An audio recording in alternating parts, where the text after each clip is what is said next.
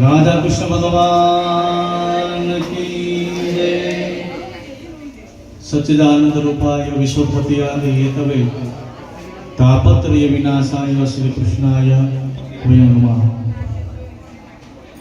આજના ગ્રહણકાળ પછીના સમયે શાસ્ત્રોક્ત નિયમ એવો છે કે ગ્રહણકાળ જ્યારે પૂરો થાય ત્યારે ભગવાનના મંદિરમાં ભગવાનના મૂર્તિને સ્નાન કરાવી અને ત્યારબાદ નૂતન ધજા ચડાવવાની હોય છે, નવી ધજા. પરંતુ સાયંકાળે નવી ધજા ચડાવવાતી નથી હોવાથી અત્યારે આપણે ધજાનો પ્રોગ્રામ અને રંગોત્સવનો પ્રોગ્રામ રાખેલો છે. તો એક કાર્યક્રમમાં આપણે બધા એકત્રિત થયા છીએ અને પૂજ્ય દાદા આપણને જ્યારે કથામાં જઈએ ત્યારે એની સામે બેસવાનું તો વાત જ ન હોય. તો આજે આપણે ભાગ્યશાળી કે એના સામે બેસી અને એકદમ નજીકથી ઠાકોરજી અને દાદાના બંનેના આપણે દર્શન કરીએ છીએ. તો દાદાને કહીએ કે રૂડા આશીર્વાદ આપણને એ પ્રાપ્ત કરાવે. પૂજ્ય દાદા સાચી રાખજો, અવાજ નહીં કરતા.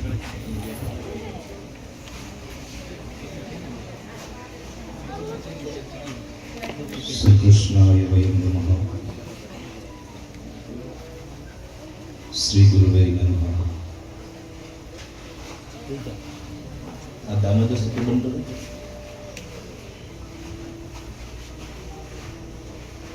બોલો રાધા કૃષ્ણ ભગવાન કી જય. રાધે રાધે રાધે જય જય જય શ્રી રાધે.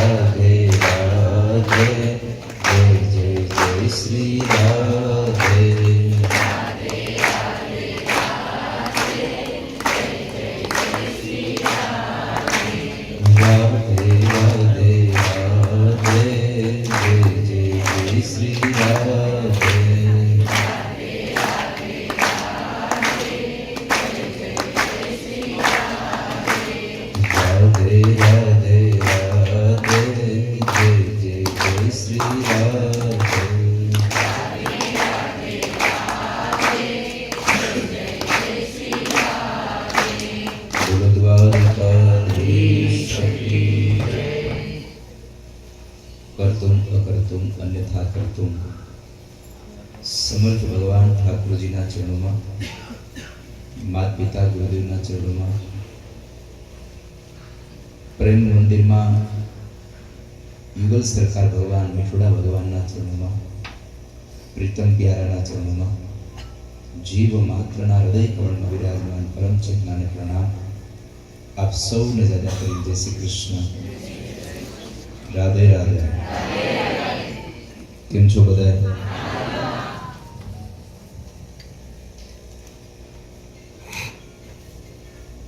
આજનો આ પાવન ઉત્સવ તથાસ્તુ વિદ્યાપીઠના અદ્વિતીય પ્રાંગણમાં જ્યારે ભગવાન ઠાકોરજી સાથે રંગોત્સવ રમવાનો આપણને અવસર મળી રહ્યો છે. શેરીઓમાં સગા સંબંધીઓ સાથે તો બહુ સંબંધ મળે, આપણને સમય મળે રમવાનો, પણ ભગવાન સાથે રમવાનો અવસર આપણને ક્યારે પ્રાપ્ત થાય?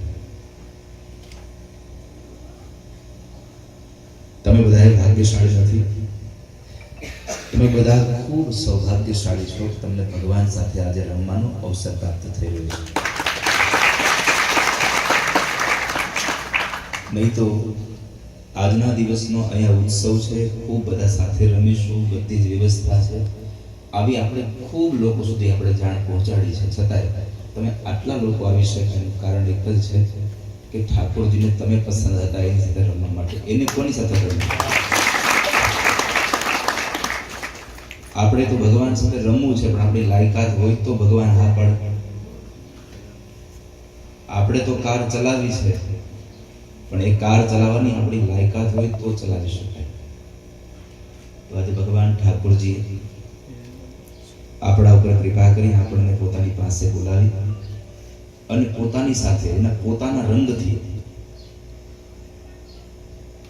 આપણને ભીંજાવાનો, આપણને રંગાવાનો અવસર આપ્યો, એ ઠાકોરજીની આપણા પર બહુ બહુ કૃપા. એમાં ગઈકાલે ગ્રહણ કાળ ગયો,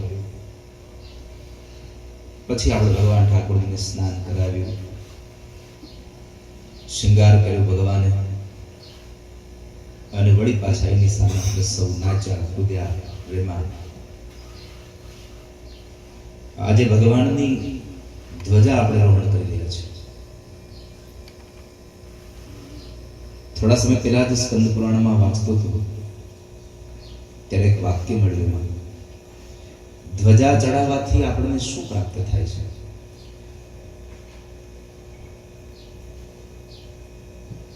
સ્કંદ પુરાણ એમ કહે છે કે જે માણસ કોઈ પણ ભગવાનના મંદિર ઉપર, એવું નથી કહેતું કે આપણે વિશ્વના કોઈ પણ નાનું મોટું ગમે તે મંદિર હોય,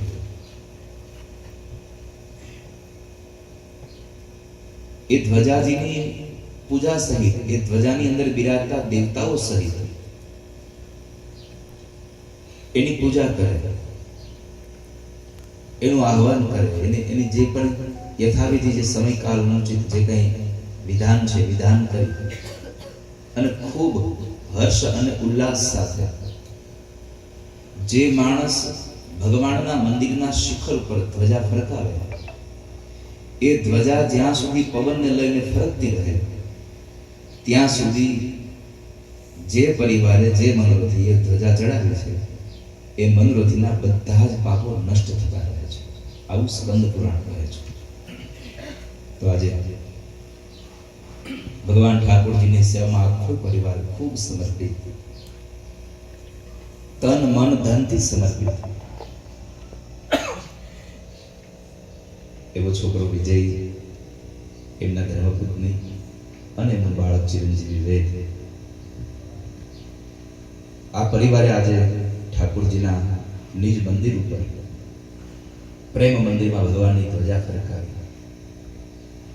આપણે સૌ ભગવાનને પ્રાર્થના કરી કે ઠાકોરજી તમારા મંદિર ઉપર તેને ધ્વજા ફરકાવી છે, તમારા મંદિર ઉપર તેને ધ્વજા ચડાવી છે, એની યશ અને કીર્તિની ધ્વજા કાયમના માટે લહેરાતી રહે, એવી અમે તમને પ્રાર્થના કરીએ છીએ.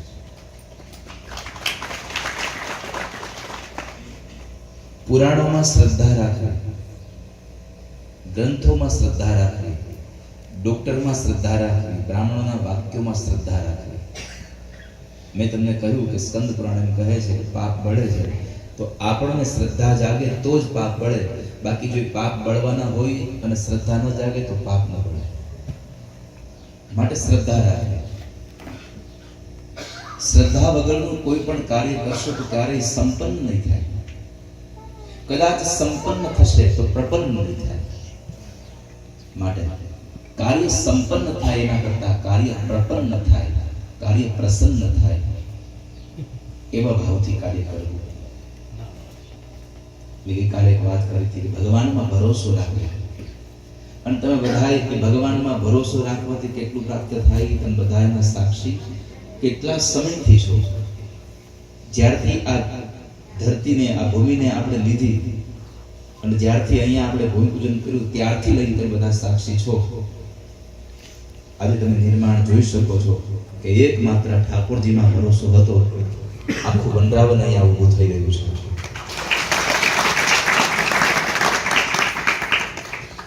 તમે આજથી 4 વર્ષ પહેલા જ્યારે આવ્યા હતા ત્યારે અહીંયા કેવળ ને કેવળ ખાલી જમીન હતી, આપણે માનવા બાંધી રહેવું પડતું હતું. આજે તમને બધાને રહેવા માટે રૂમ પણ મળવા માંડ્યા. આ ભગવાનની કેવલ કૃપા છે આપણા પર. તો પરમાત્મા શ્રદ્ધા રાખે અને ભરોસો હશે તો મેં અનેક વખત કથાઓમાં કહ્યું છે, આ દુનિયાનો કોઈ પણ માણસ તમારો ભરોસો તોડી શકે, પણ પરમાત્માની અંદર રહેલો ભરોસો ક્યારેય ભગવાન તોડતા નથી હોતા. પ્રભુમાં ભરોસો રાખજો. ભરોસાનું બીજું કોઈ પ્રમાણપત્ર હોય, વેદ અહીંયા એ છોરા અહીંયા આ પરિવારને આ ઠાકોરજીમાં કેટલી શ્રદ્ધા તમને ખબર છે? આ છોકરાને આખા મોઢા પર સફેદ, આપણે જેને કોટ કહીએ છીએ, આખા સફેદ દાગ થઈ ગયા હતા છોકરાને. અને એમના મમ્મી પપ્પાએ બેયને અહીંયા ઠાકોરજીમાં ખૂબ પ્રેમ, ખૂબ શ્રદ્ધા, આ શ્રદ્ધા રાખી અને ભગવાનની સેવા કરી અને એક ધ્વજાની ખાલી એક માનતા કરી આ છોકરાને બધા જ દાગ જતા રહ્યા છે. બોલો જે ડોક્ટરોએ ના પાડી, ડોક્ટરોએ કહ્યું હતું કે આના આ દાગ નહીં જાય હવે ક્યારે. જ્યાં ડોક્ટરો ઉભા રહી જાય ને આપણું પ્રીતમ પહેરા ચાલુ થાય છે. આપણે મિત્રોના ભગવાન પરથી પ્રાર્થના થાય છે. આ મારે તમને અંધશ્રદ્ધામાં કે ચમત્કારમાં નથી લઈ જવા. આ માત્ર ને માત્ર મારે તમને એક ઉદાહરણ દેવું છે કે આ છોકરાને ભગવાન ઠાકોરજીના હાથ દ્રષ્ટિ પડે તો શું ના થાય સંસારમાં. તો આપણે સૌ જેમ આ પરિવારને ભગવાનમાં શ્રદ્ધા છે એમ આપણને પણ આ ઠાકોરજીમાં શ્રદ્ધા પ્રગટ થાય.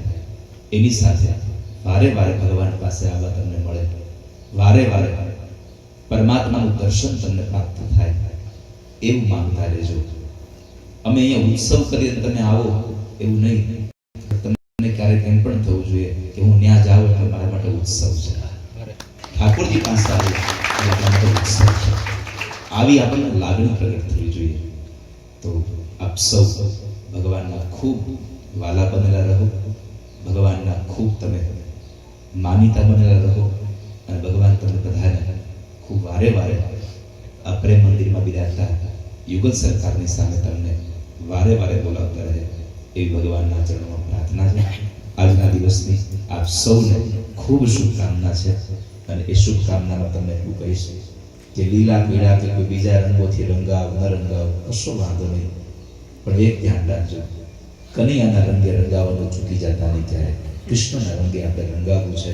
અને કથામાં કહ્યું છે કે જેવા કલરનો રંગ આપણા ઉપર નાખવામાં આવે એવા જ કલરના આપણે બનીએ છીએ.